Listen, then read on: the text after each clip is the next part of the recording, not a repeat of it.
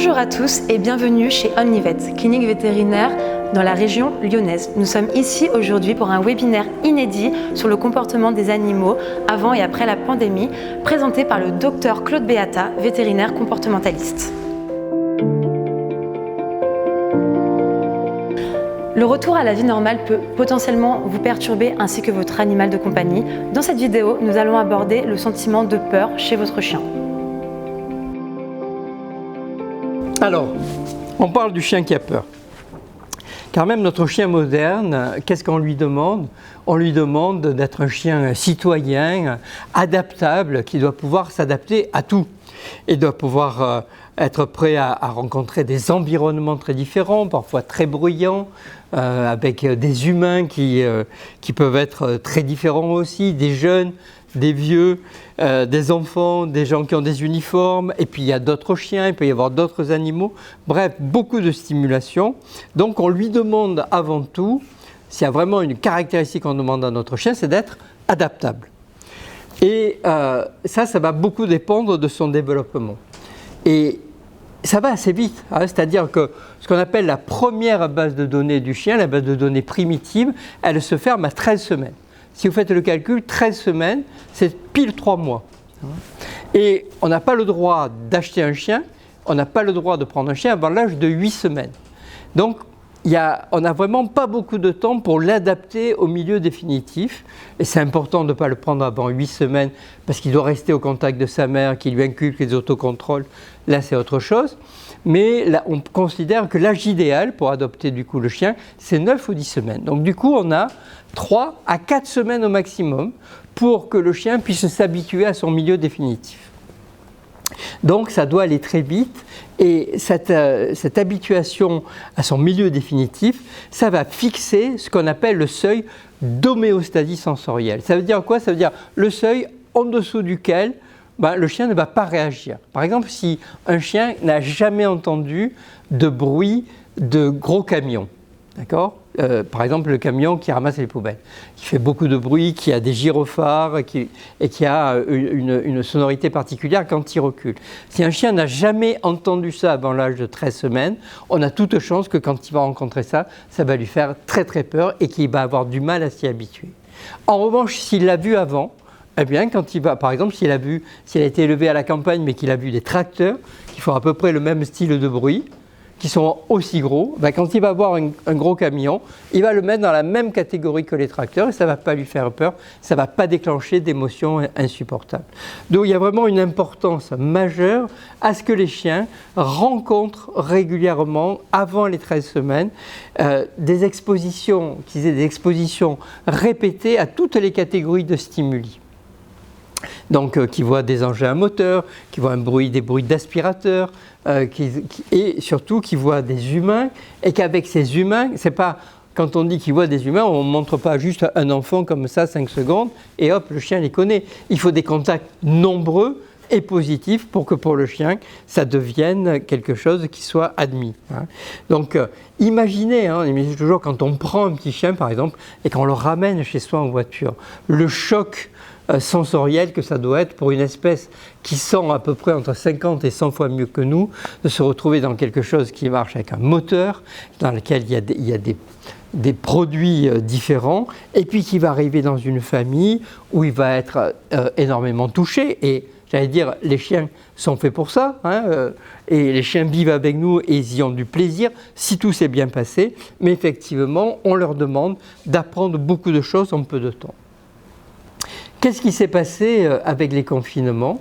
Eh bien, les confinements, ils ont souvent créé un défaut d'habituation, puisque bien évidemment, les chiens ont eu une banque de données primitives très très pauvre. On a pu les exposer à rien. On sortait dans la rue, il n'y avait rien. Il n'y avait même pas de personnes qu'il fallait rencontrer. Donc, on a aussi créé un défaut de socialisation. Et il n'y avait malheureusement personne à rencontrer. Vous vous souvenez de ces images de villes désertes. Alors, au moment où ça s'est passé, pour ces chiens très peureux, c'était un espèce de bonheur. Je veux dire, ils allaient dans la rue, il n'y avait rien, il n'y avait personne. On peut penser que certains petits chiots ont pensé que la vie allait être tout le temps comme ça, qu'on n'allait jamais être embêté par les autres. Hein, dans ces rues, il y avait juste rien. Et on peut dire que rien, c'est pire que tout. Hein. C'est-à-dire, si on n'est pas exposé quand on est un chien, si on n'est pas exposé à tous les stimuli qu'on va rencontrer après, eh bien, quand on va les rencontrer, ils vont être très inquiétants. Hein. Et pour vous donner une idée, on considère que quand on ne l'a pas fait dans la phase favorable avant les 13 semaines, eh bien, pour s'habituer à quelque chose, il faut entre 250 et 500 fois. Donc, c'est quelque chose qui est très compliqué à faire ensuite. Et l'absence de stimulation ne permet pas l'apprentissage. Donc cette maladie où le chien en fait a été privé de contact avec des stimuli sensoriels, on l'appelle le syndrome de privation, plus exactement le syndrome de privation sensorielle.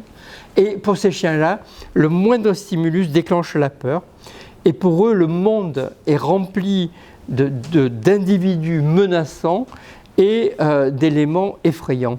Je vais vous laisser quelques minutes avec le chien suivant et qu'en plus j'ai pu filmer au ralenti et regardez-le bien, vous allez voir à quel point ça induit vraiment, enfin, ce chien est très touchant.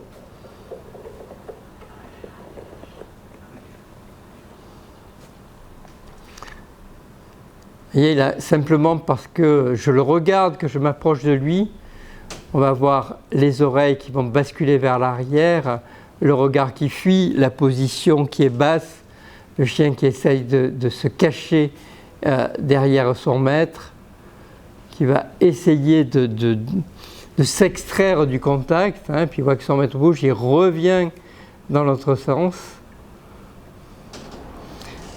Et ces chiens sont extrêmement malheureux. Hein. C'est vraiment quelque chose, quand on les voit, on n'a aucun doute. C'est une question qui parfois se pose encore aujourd'hui sur la souffrance animale. Quand on voit un chien comme ça, la question ne se pose pas.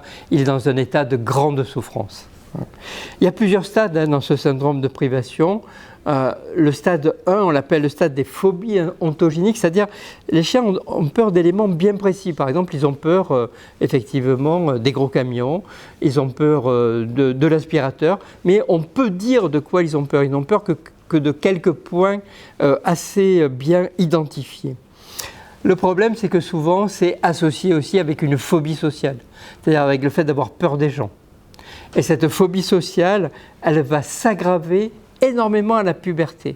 Alors si vous avez un chien à la maison qui a 3 ou 4 mois, qui est timide avec les gens, qui n'a pas trop envie de s'approcher d'eux, il faut très très vite le prendre en charge, dès maintenant. Parce que quand il va passer la puberté, l'énorme risque, c'est que ce chien devienne agressif. Hein, c'est-à-dire là où il n'était que timide, il risque de foncer vers les gens en aboyant et à ne plus vouloir du tout être en contact avec eux, comme ce chien qu'on avait vu ici aussi à Onnivet.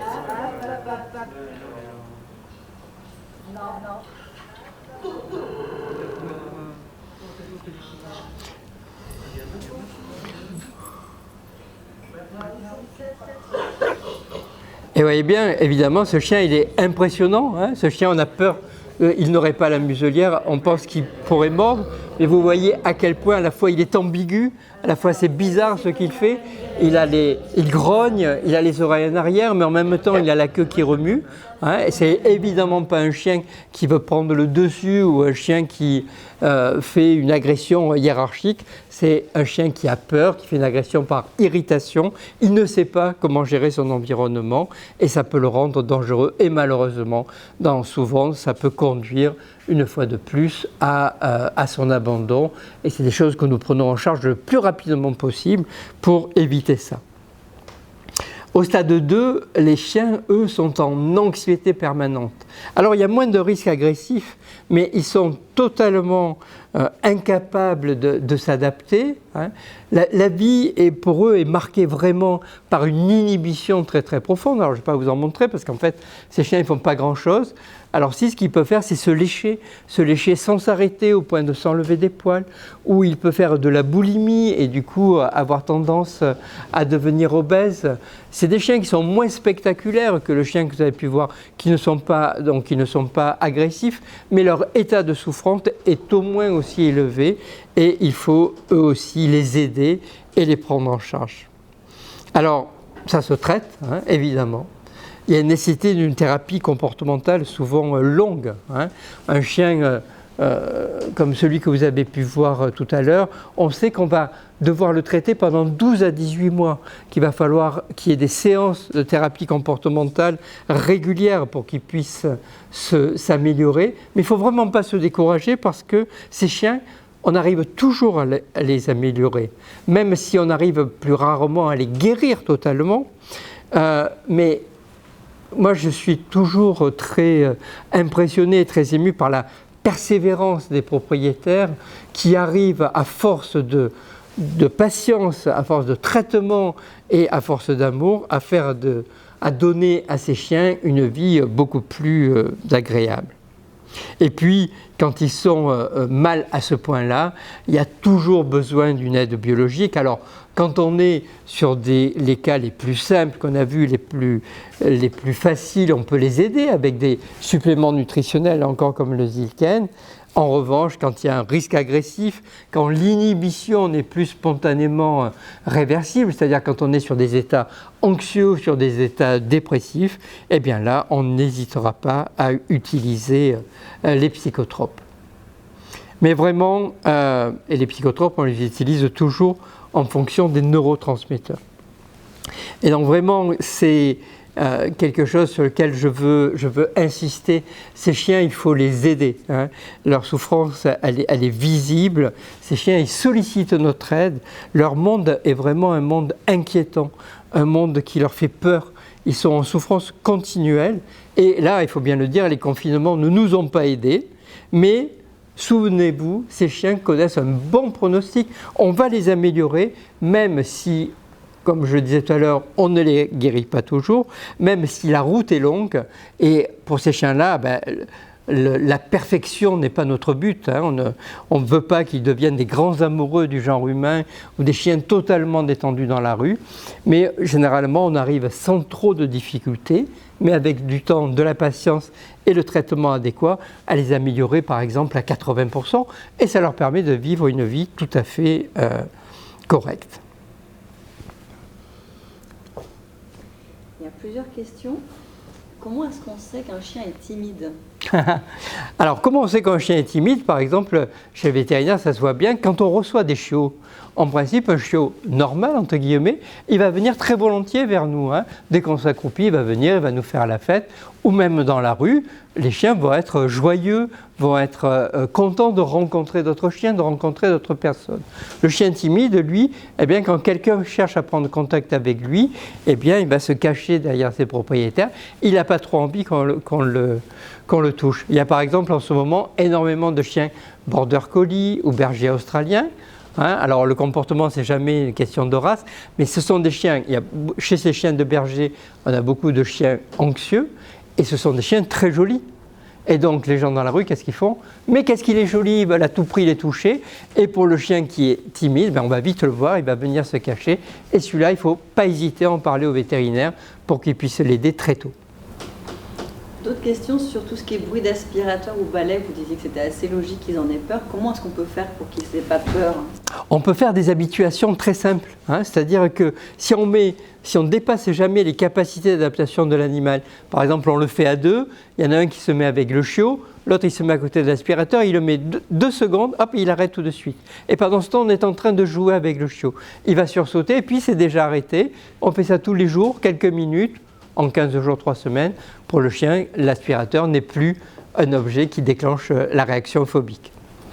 Après, certaines questions sur le fait de caresser l'animal quand il a peur pour le rassurer. Est-ce que c'est un bon comportement de l'humain ? Alors, c'est un comportement totalement compréhensible. Quand on voit son chien qui a peur, souvent ces chiens, ils se réfugient contre les jambes du propriétaire et ils tremblent, contre les jambes de leur maître, et ils tremblent. Et les gens, évidemment, n'ont aucune envie, c'est de les caresser. Et il faut bien comprendre qu'en chien, si on caresse le chien qui a peur, on risque de lui dire « tu as raison d'avoir peur ».